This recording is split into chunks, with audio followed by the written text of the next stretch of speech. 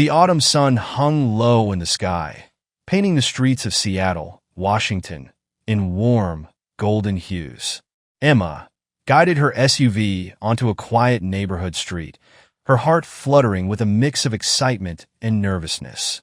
She stole a glance at her companion, Ryan, sitting comfortably in the passenger seat.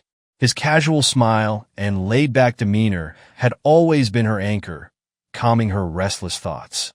Tonight wasn't just another evening. It was a chance for freedom, a moment stolen from the demands of everyday life.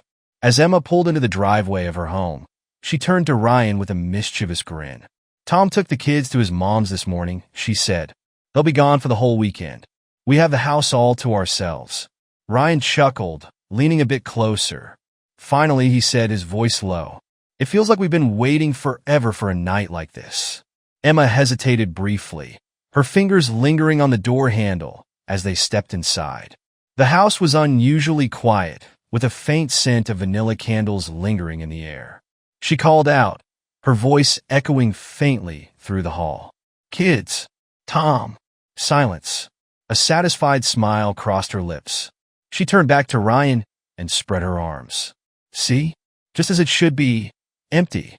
Ryan stepped into the living room, his eyes scanning the familiar space. The cozy furniture, neatly arranged, gave the impression of a perfectly kept home. He dropped his backpack near the door and let out a deep breath. "This is already shaping up to be the best night we've had in months," he said, wrapping an arm around Emma's waist. "No interruptions, no stress, just us." Emma laughed softly, her gaze sparkling with excitement. "Let me double-check the house," she said. "Tom is forgetful, and I wouldn't put it past him to leave something behind." Grabbing her phone, she dialed Tom's number while walking through the hall. The line rang several times before going to voicemail. "No answer," she muttered, setting her phone down on the counter with a shrug. "He's probably busy dealing with the kids." Ryan sat down at the kitchen table, drumming his fingers lightly. "You really pulled this off, Emma," he said. "This morning, I thought we'd be stuck meeting at that old diner on Fifth Avenue again."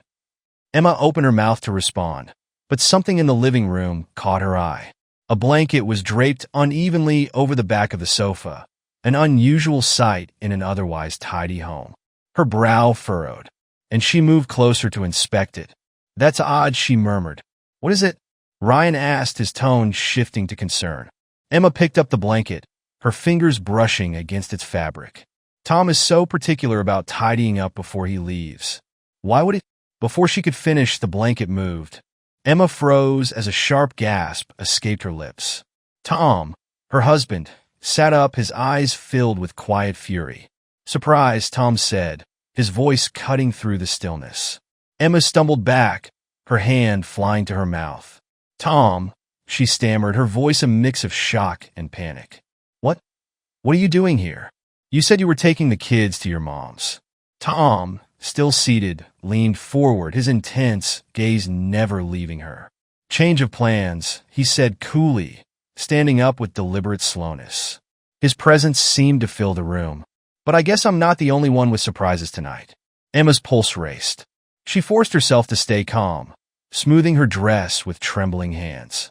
"Tom," she started, trying to regain control of the moment. "This isn't what it looks like. Ryan and I." Tom cut her off with a cold, sardonic laugh. "Isn't it?" he said, his voice dripping with sarcasm. His eyes shifted to Ryan, who had stiffened in his chair. "Maybe your friend can explain why he's here." Ryan cleared his throat, his hands gripping the edge of the table. "Look, Tom," he said, trying to sound steady but failing. "This isn't some affair or anything. Emma and I have been friends for years. We were just catching up. That's all." Tom's eyebrows arched, his expression unreadable. "Catching up," he repeated slowly. His voice turned icy. "Interesting choice of words, considering what I overheard when you walked in. Something about waiting forever for this moment. Wasn't it, Emma?" Emma opened her mouth to protest, but no words came out. She glanced at Ryan, who was now visibly sweating, before letting out a nervous laugh. "Come on," she said, her voice trembling. "That was just a joke. Ryan and I joke like that all the time. It doesn't mean anything."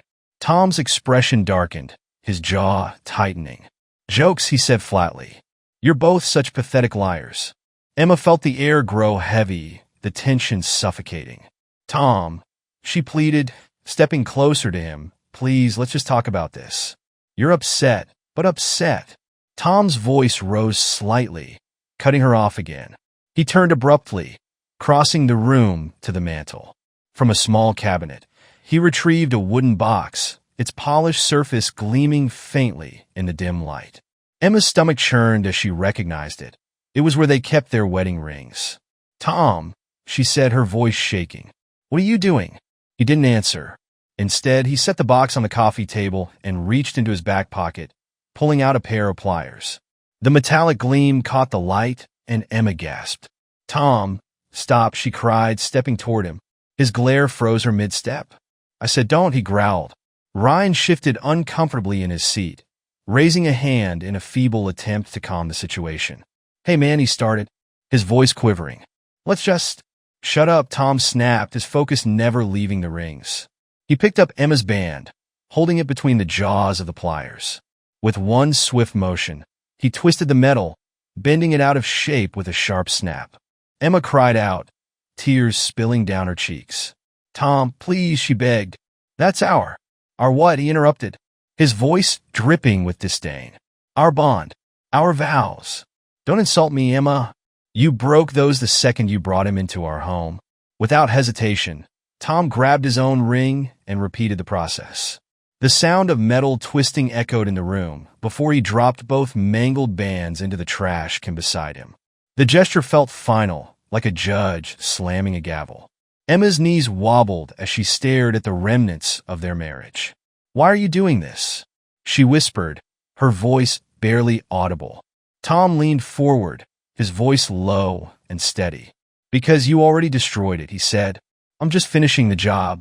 As Tom straightened, his cold, piercing gaze shifted between Emma and Ryan. His voice, though calm, carried an unmistakable edge. Here's how this is going to go, he said. You're both going to leave. Right now. And Emma, tomorrow you'll receive the divorce papers. I suggest you sign them quickly, for everyone's sake. Emma's mouth fell open in disbelief.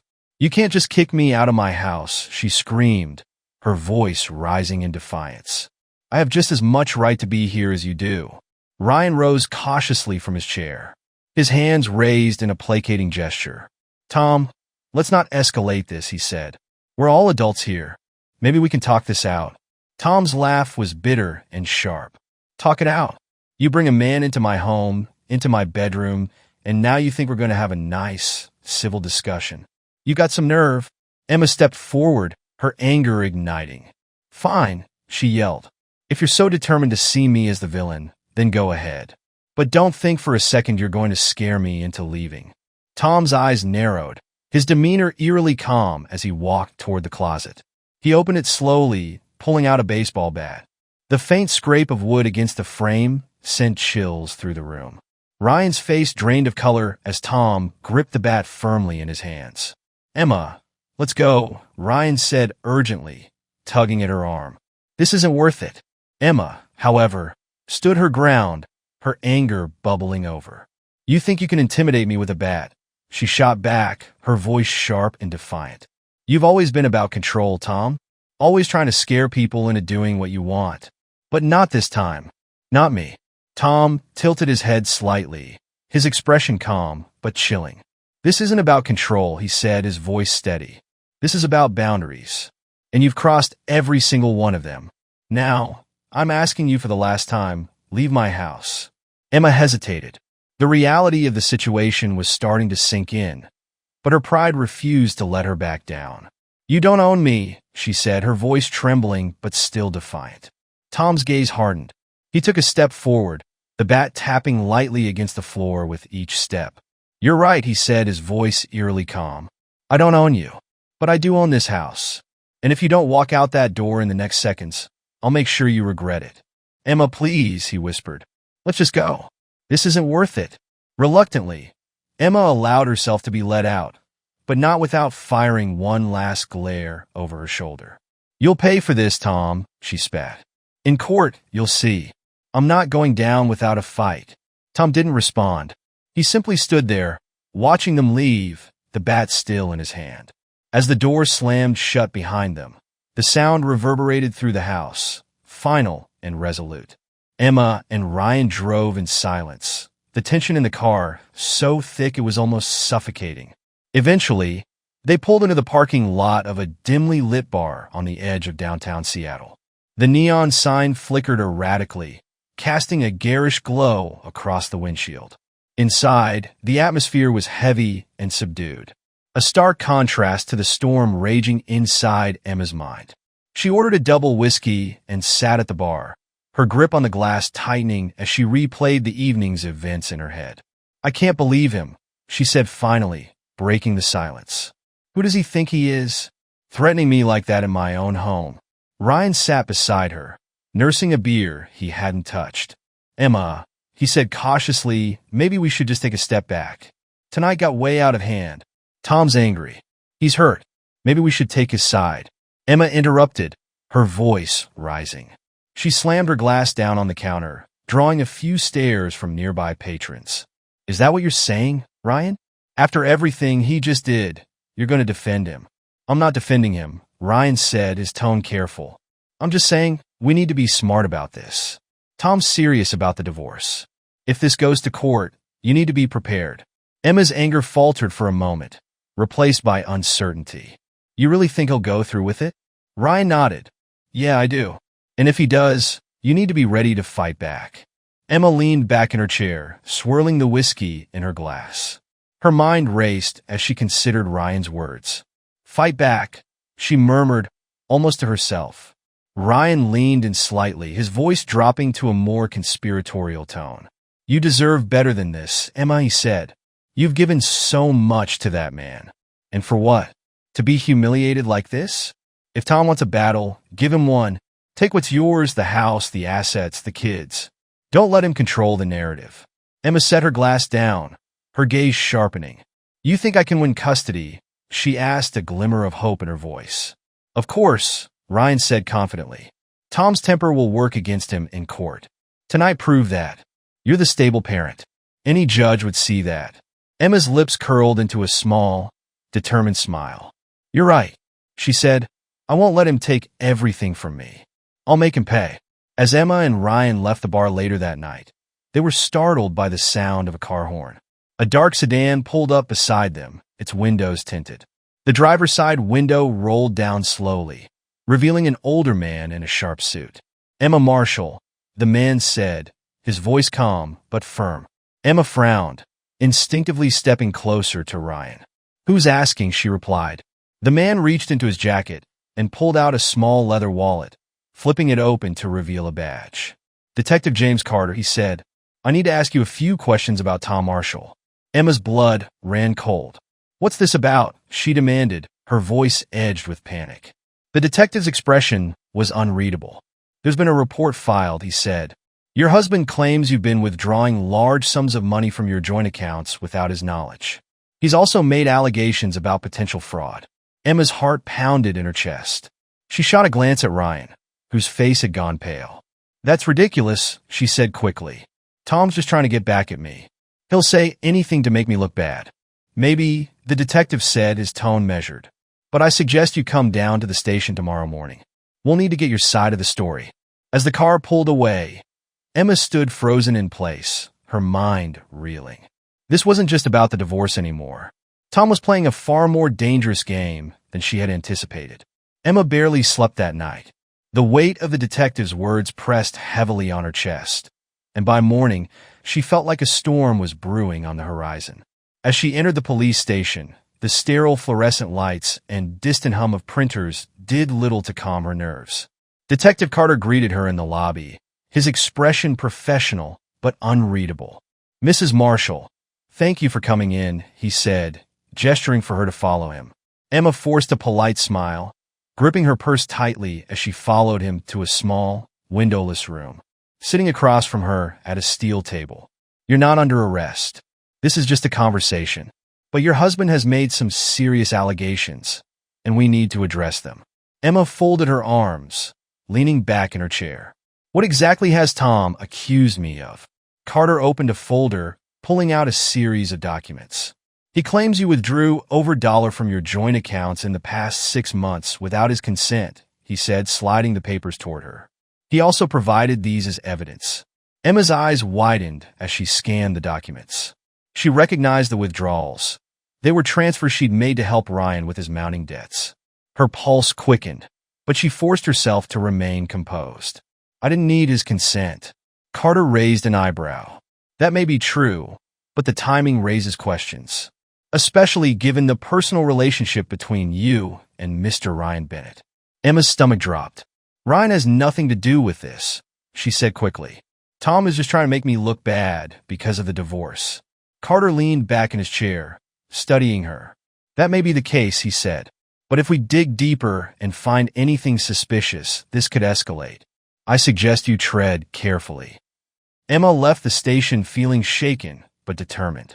Tom was upping the stakes, and she realized she couldn't afford to make any more mistakes. Back at Ryan's apartment, Emma paced the floor, recounting the interrogation. Ryan sat on the couch, his expression tense. But it's not going to work. If he wants a fight, I'll give him one. Ryan nodded, though his confidence seemed to waver. We need to focus on the custody case, he said. That's what really matters. If you win custody, everything else will fall into place. Emma's eyes narrowed with determination. Then let's find the best lawyer we can. Someone who can dismantle his lies piece by piece. After a day of searching, Emma settled on Margaret Blake, a fierce, no-nonsense attorney known for her aggressive courtroom tactics. Blake wasted no time getting to work. Here's the reality, Emma, Blake said, her voice sharp and authoritative. Tom is playing dirty, and you need to be ready to fight back with everything you've got. The good news is his accusations are flimsy at best. His calm demeanor and strong reputation as a father will work in his favor. Emma leaned forward, her hands clasped tightly. What do I need to do? Blake smirked. We'll focus on the kids. Judges care about stability, and will show that you've been a consistent, nurturing parent. And as for his temper, tonight's events with the baseball bat are gold. We'll present him as a man with anger issues, unfit to have sole custody. Emma felt a glimmer of hope. Do you think I have a chance? You have more than a chance, Blake replied confidently. But it won't be easy. We'll need witnesses, documentation, and a solid narrative. The courtroom was tense, the air heavy with anticipation. Emma sat beside Margaret, her composure carefully rehearsed. Jack Forrester, his expression calm and focused. Margaret began by painting a picture of Emma as a devoted mother and partner. She highlighted her role in supporting the family and detailed Tom's outbursts, including the night with the bat. Mrs. Marshall feared for her safety, Margaret told the court. And more importantly, she feared for the emotional well-being of her children. Forrester, however, was methodical in dismantling Emma's claims. He presented evidence of her withdrawals and her relationship with Ryan, framing it as reckless and deceitful behavior. Mrs. Marshall not only betrayed her husband, Forrester said, addressing the judge, but she also jeopardized the financial stability of the household. Is this the behavior of someone who prioritizes her children's well-being? Just when Emma thought the case couldn't get worse, Forrester called an unexpected witness. Tom's mother, Linda Marshall, a poised woman in her late S, took the stand with an air of quiet authority. She described her son as a devoted father and husband, subtly casting doubt on Emma's parenting. Tom has always put the children first, Linda said. He's been a rock for them, even during this difficult time. I've seen Emma struggle, and while I have compassion for her, I believe the children need stability. And that's something Tom provides. Emma felt her stomach churn. Margaret leaned over, whispering, "Stay calm. We'll address this in cross-examination." When Margaret questioned Linda, she managed to expose cracks in her testimony. Mrs. Marshall, you say your son provides stability, but were you aware of the night he threatened Emma with a baseball bat in front of her guest? Linda hesitated, her composed demeanor faltering. I wasn't aware of that, she admitted. And would you consider that stable behavior for a father? Margaret pressed. No, Linda said reluctantly, her voice barely audible. The courtroom buzzed with whispered tension after Margaret's sharp cross-examination. Tom's mother, Linda, left the stand visibly rattled, her earlier confidence shaken. Margaret's steady dismantling of the opposition's narrative gave Emma a glimmer of hope. But the battle was far from over. Tom's lawyer, Jack Forrester, wasted no time trying to regain control. He called Tom himself to the stand, where his calm, collected demeanor painted a stark contrast to the fiery accusations against him. Tom adjusted the microphone and addressed the courtroom with measured clarity. "I'm not a perfect man," he began, "but everything I've done for my kids. They're my priority, always have been, always will be. I reacted strongly the night Emma brought Ryan into our home, and I regret that. But that's not who I am." Forrester guided him through questions designed to reinforce his image as a responsible and stable father. "Mr. Marshall, how would you describe your relationship with your children?" Tom smiled faintly. "They're my world. I coach their soccer games, I help with homework, and I make sure they have a home where they feel safe and loved." Emma's jaw tightened. She knew parts of what he said were true. Tom had always been involved with the kids, but his calculated performance felt like a betrayal of the deeper truth. When Margaret stood to cross-examine, her sharp, confident tone filled the room. "Mr. Marshall, you've portrayed yourself as a calm, caring father. But let's talk about the night of the incident. Did you or did you not retrieve a baseball bat while Emma and Ryan were present in your home?" Tom's jaw tightened, and he hesitated. "I did," he admitted finally. Margaret stepped closer to the stand, her presence commanding. "And what was your intention with that bat, Mr. Marshall?" Tom shifted uncomfortably. "I never intended to use it. It was symbolic." "Symbolic? Of what, exactly?" "Threatening your wife and her guest in your shared home. Would you consider that behavior fitting of a stable, responsible father?" Tom's lawyer objected, but the judge allowed Margaret to proceed. "Mr. Marshall," Margaret continued, her voice unyielding, "isn't it true that your reaction that night was driven by anger? Anger so intense it clouded your judgment." Tom's silence spoke volumes. When Emma took the stand, Margaret guided her carefully, ensuring her story highlighted her struggles as a mother and partner without painting her as reckless. "Emma," Margaret began, "can you describe your role in the household during your marriage to Tom?" Emma nodded, her voice steady. "I took care of everything at home, meals, school schedules, the kids' activities. I worked part-time to contribute financially, but my focus was always on the kids. I wanted them to feel secure." Margaret nodded. "And on the night of the incident, what was your emotional state when Tom confronted you and Ryan?" Emma hesitated, taking a deep breath. "I was terrified," she admitted, "not just for myself, but for what this could mean for the kids. Tom has always had a temper, and that night, it felt like it was boiling over." Forrester, of course, used his cross-examination to challenge Emma's credibility, bringing up her relationship with Ryan and the financial withdrawals. "Mrs. Marshall," he said smoothly, "is it true that you withdrew over $1 from joint accounts without informing Tom?" Emma straightened, her tone calm but firm. "Yes, but those were joint accounts. I didn't need his permission." "And is it also true that a large portion of those funds went to Mr. Bennett?" Emma faltered for a moment, but recovered quickly. "Ryan was going through a tough time. I was helping a friend." Forrester's smile was thin and predatory. "A friend you invited into your marital home for coffee. At night, while your husband and children were away." The question hung in the air, and Emma knew it had landed exactly as Forrester intended. The judge finally called both parties to hear the ruling. The tension in the courtroom was palpable as he began. Having reviewed all evidence and testimony, the judge said, "It is clear that both parties have their strengths and shortcomings. However, this court must act in the best interests of the children." Emma held her breath, her nails digging into the edge of the table. "The children's primary residence will remain with Mr. Marshall," the judge declared. "He has demonstrated a stable environment and consistent involvement in their lives. Mrs. Marshall will retain visitation rights every other weekend." Emma felt the air leave her lungs. The rest of the ruling passed in a blur. She would receive a modest share of the financial assets, but the house and majority custody belonged to Tom. Tom left the courtroom with his lawyer, his calm demeanor masking the quiet triumph he felt. For him, this wasn't about winning. It was about protecting his children. Emma, meanwhile, sat frozen in her chair as the weight of the decision settled over her. Margaret placed a reassuring hand on her shoulder. "This isn't the end," she said softly. "You still have visitation. Focus on building from here." Back at Ryan's apartment, Emma felt the full gravity of her choices. The cramped space that had once felt like a temporary escape now felt like a trap. She and Ryan argued frequently, the strain of the court battle exposing cracks in their relationship. One night, Emma confronted him about the money. "I gave up everything for you," she said, her voice trembling. "And now I'm left with nothing."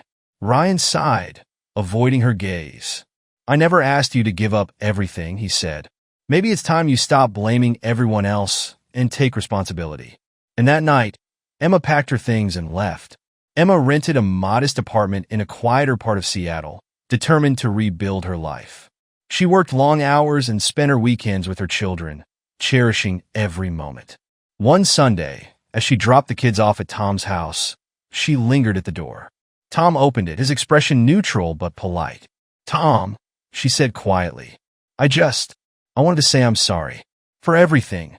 I know I made mistakes, and I've paid for them every day since." Tom studied her for a moment before nodding. "I've forgiven you, Emma," he said. "But forgiveness doesn't mean we can go back. Too much has happened. The best thing we can do is move forward for the kids." Emma nodded, tears streaming down her face. As she walked back to her car, she realized that while she couldn't undo the past, she could still shape her future.